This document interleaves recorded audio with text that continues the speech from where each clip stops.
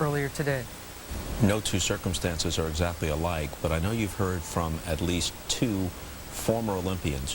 One is Dan Jansen, who told us the other night about how he reached out to you and shared the experience of having to compete on the very day that his sister died. When I got Dan's email, it was really special to me because I had heard him speak at a COC event last year, and his speech really inspired me then, and I never thought that something like that would happen to me. Those things happen to other people, but not you. And when you hear stories like that, you understand. And I think a lot of those messages gave me strength to keep in the competition.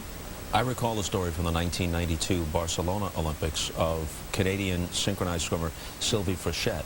Her fiance committed suicide shortly before she had to compete.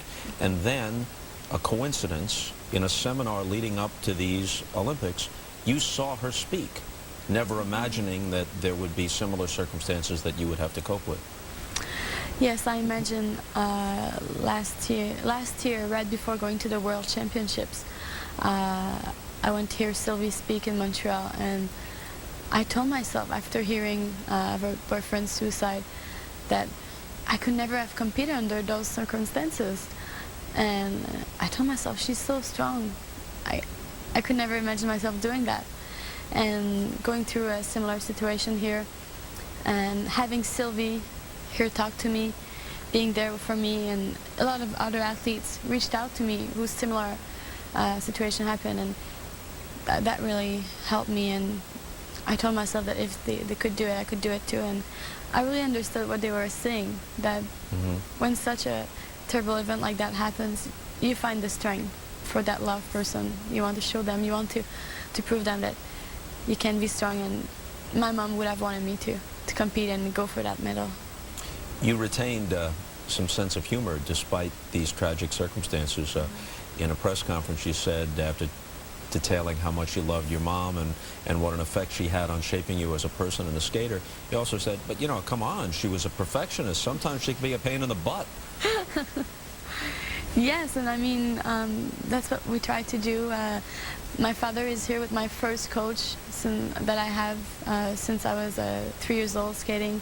And with Manon, it was good to have all that support. And we were at dinner the other night, just remembering things that she would do. And yeah, if she would have been here yesterday after my program, of course she would have been so happy, the proudest mom out there. But she would still ask me, what happened with that triple flip? What went wrong with it?